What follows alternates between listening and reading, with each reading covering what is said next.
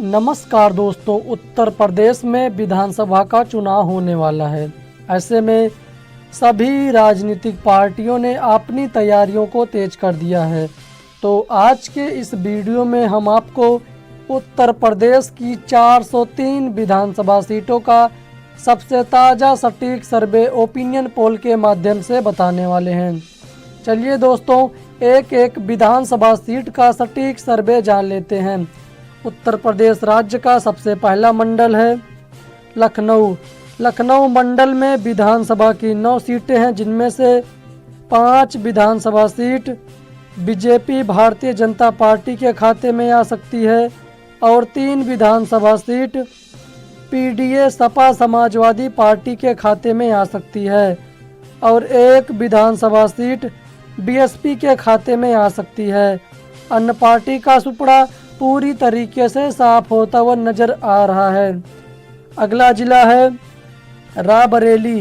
रायबरेली में विधानसभा की 6 सीट है, जिसका ताज़ा रुझान देखा जाए तो 4 विधानसभा सीटों पर बीजेपी बढ़त बनाती हुई नजर आ रही है और 2 विधानसभा सीटों पर पीडीए बढ़त बनाती हुई नजर आ रही है।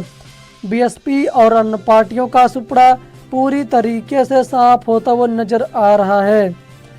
अगला जिला है अमेठी। अमेठी जिले में विधानसभा की 4 सीट है, जिसका ताज़ा रुझान देखा जाए तो 2 विधानसभा सीट बीजेपी के खाते में आ सकती है और 2 विधानसभा seat PDA Sapa Samajwadi party के खाते में आ सकती है।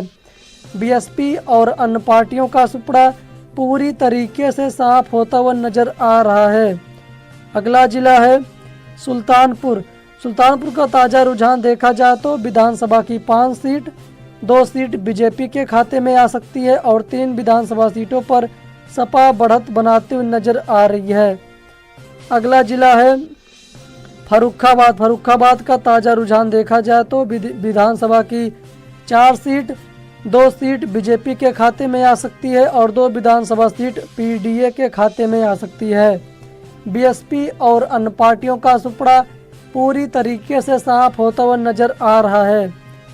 अगला जिला है कन्नौज। कन्नौज का ताज़ा रुझान देखा जाए तो 3 विधानसभा सीटों में से 2 विधानसभा सीट बीजेपी के खाते में आ सकती है और 1 विधानसभा सीट पीडीए सपा के खाते में आ सकती है। बीएसपी और अन्य पार्टियों का सुपड़ा पूरी तरीके से साफ होता हुआ नजर आ रहा है। अगला जिला है इटावा। इटावा जिले में विधानसभा की 3 सीट है, जिनमें से 1 विधानसभा सीट बीजेपी के खाते में आ सकती है और 2 विधानसभा सीट पीडीए के खाते में आ सकती है। बीएसपी और अन्य पार्टियों का सुपड़ा पूरी तरीके से साफ होता हुआ नजर आ रहा है। अगला जिला है औरैया। औरैया जिले में विधानसभा की 3 सीटें हैं, जिनमें से 3 की 3 विधानसभा seat BJP Bharatiya Janata party के खाते में आ सकती है। पीडीए, बीएसपी और अन्य पार्टियों का सुपड़ा पूरी तरीके से साफ होता हुआ नजर आ रहा है। अगला जिला है कानपुर।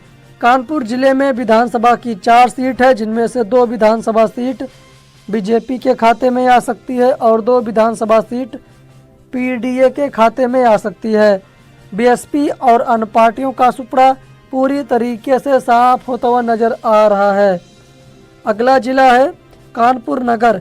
कानपुर नगर में विधानसभा की 10 सीटें हैं, जिनमें से 5 विधानसभा सीट बीजेपी के खाते में आ सकती है और 4 विधानसभा सीट पीडीए के खाते में आ सकती है और 1 विधानसभा सीट बीएसपी पार्टी के खाते में आने का अनुमान लगाया जा रहा है।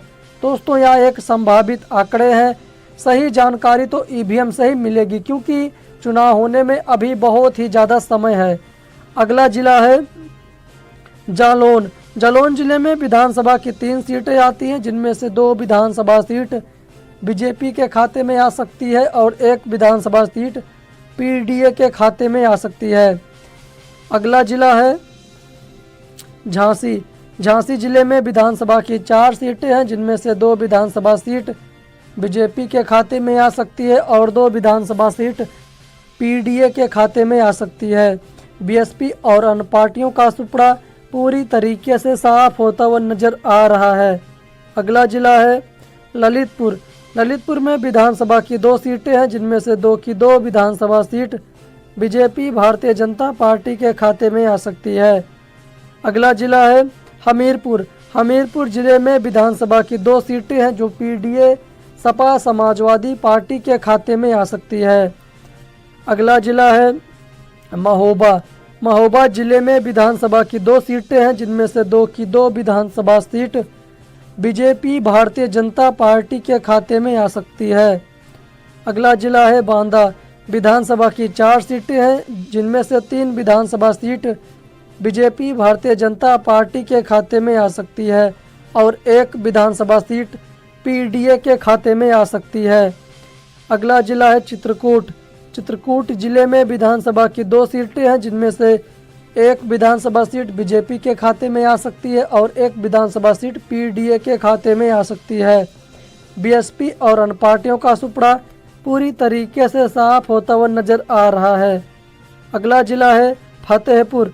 फतेहपुर जिले में विधानसभा की 6 सीटें हैं, जिनमें से 3 विधानसभा सीट बीजेपी के खाते में आ सकती है और 2 विधानसभा सीट पीडीए के खाते में आ सकती है और 1 विधानसभा सीट बीएसपी के खाते में आ सकती है।